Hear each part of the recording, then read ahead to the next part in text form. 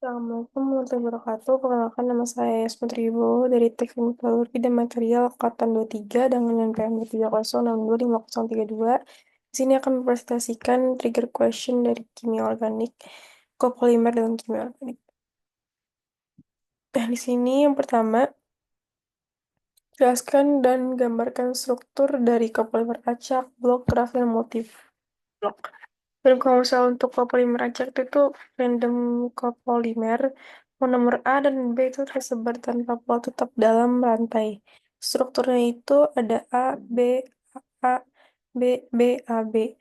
Kalau kopolimer blok atau blok kopolimer monomer yang sama tersusun dalam kelompok lalu disusun oleh kelompok monomer lain. Strukturnya itu tuh A, A, A, B, B, B. Kalau kopolimer graf itu tuh rantai utamanya terdiri dari satu jenis monomer, sementara cabang terdiri dari monomer beda-beda. Struktur itu kayak backbone A dengan cabang B menempel, terus kopolimer multiblok seperti gabungan beberapa blok A dan B dalam satu rantai secara berulang. Strukturnya itu AA, BB, AA, BB.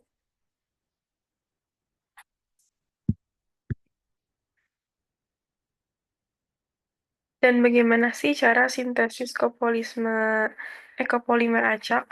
Apa kelebihannya? Jadi kalau kopolimer acak itu tuh random kopolimer, dia monomer A dan B-nya itu tuh tersebar secara acak dan sintesisnya itu tuh dilakukan dengan cara em,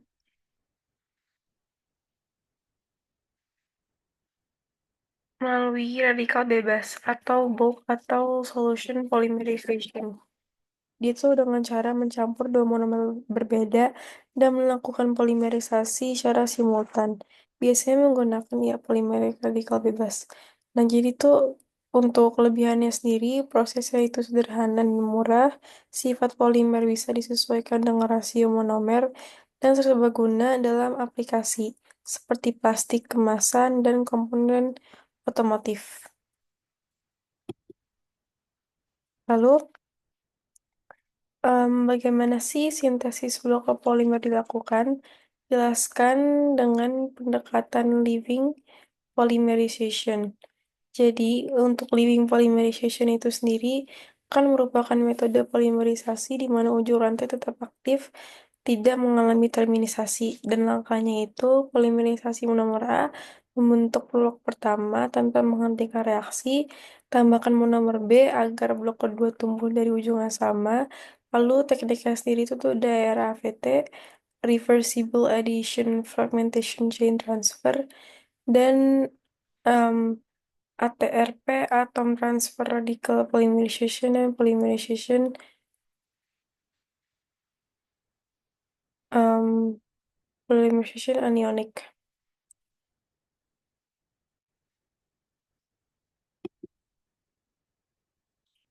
Dan jelaskan peran LAFET atau ATRP dalam sintesis copolymer block.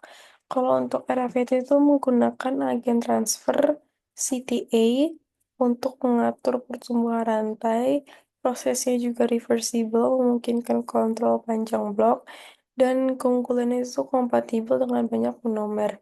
Tidak butuh katalis logam dan cocok untuk bahan biomedis.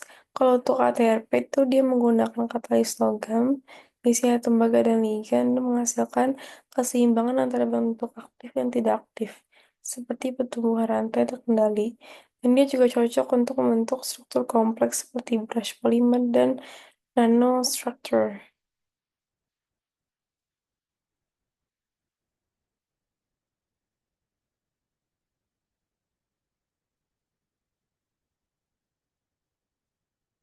Jelaskan teknik grafting form dan grafting onto. Kapan masing-masing digunakan? Jadi kalau untuk grafting form sendiri itu tuh rantai utamanya tuh diaktifkan sehingga rantai cabang tumbuh dari titik tersebut. Dan dia itu merupakan inisiator ditempatkan di backbone monomer tumbuh. Nah, Cocok untuk membuat permukaan dengan banyak rantai samping yang seragam dan rapat. Jadi tuh keunggulannya itu tuh cabang panjang bisa dibentuk langsung. Contohnya Surface Initiated ATRP atau CATRP untuk permukaan.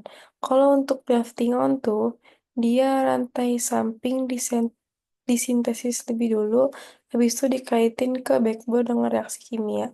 Dan dia digunakan jika rantai samping itu tuh perlu dikarakterisasi sebelum digabungkan. Dan keunggulannya sendiri itu tuh karakterisasi lebih mudah, tapi dia ada limitnya, itu tuh kepadatan grafnya tuh rendah.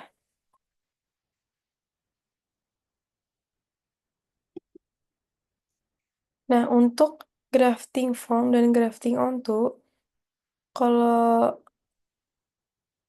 grafting form itu tuh monomer tumbuh dari backbone, grafting onto polimer samping dikaitkan ke backbone, dan pilihannya tergantung tujuan aplikasi dan kontrol struktur.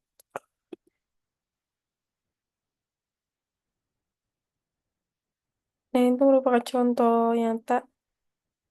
Em, tapi saya mau bahas dari kalau misalnya nomor 7 itu keuntungan copolymer multiblok. Kalau misalnya em, gabungkan sifat dua polimer dalam skala nanometer.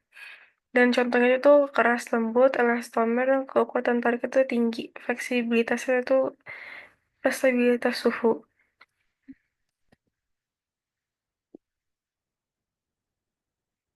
Nah, ini merupakan contoh nyata dari tiap arsitektur dan fungsinya.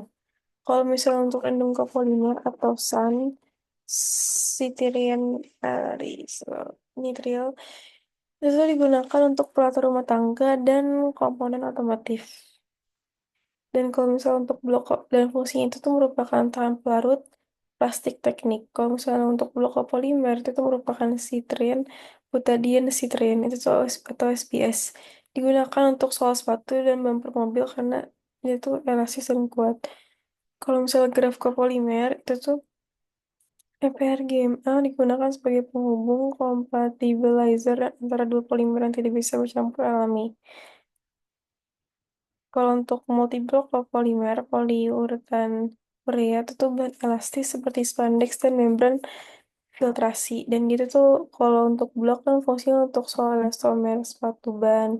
Kalau graf itu fungsinya untuk tahan benturan, chassis, casing, casing, casing alat elektronik. Dan kalau misalnya untuk multiblok itu tuh untuk elastomer fleksibel, soal sepatu, dan busa furnitur. Apa itu pemisahan fase pada blok polimer dan pengaruhnya terhadap struktur material? Pemisahan fase itu terjadi ketika dua blok dalam blok polimer itu nggak bisa saling larut. Jadi itu dia menyebabkan pembentukan domain mikroskopik. Pengaruhnya itu menghasilkan struktur internal yang terorganisir dan memberikan kombinasi sifat unik, misalnya kayak kaku tapi elastis, dan juga ideal untuk elastomer termoplastik, lapisan pelindung, dan sensor. Dan ini merupakan ancang struktur kopolimer, blok hidrofobik dan aplikasinya. Struktur yang dirancang itu ada blok A, polyethylene glycol, PEG hidrofilik atau air, dan blok B, polystyrene PS hidrofobik kuat dan stabil. Contohnya itu tuh PG, BPS. Dan aplikasinya sendiri itu ada di self-assembled nanostructure, cocok untuk pengiriman obat, dan anti-fouling coating. Dia tuh mencegah penempelan bakteri pada alat medis. Mungkin sekian dari saya. Mohon maafnya dimaafkan. Wassalamualaikum warahmatullahi wabarakatuh. Terima kasih.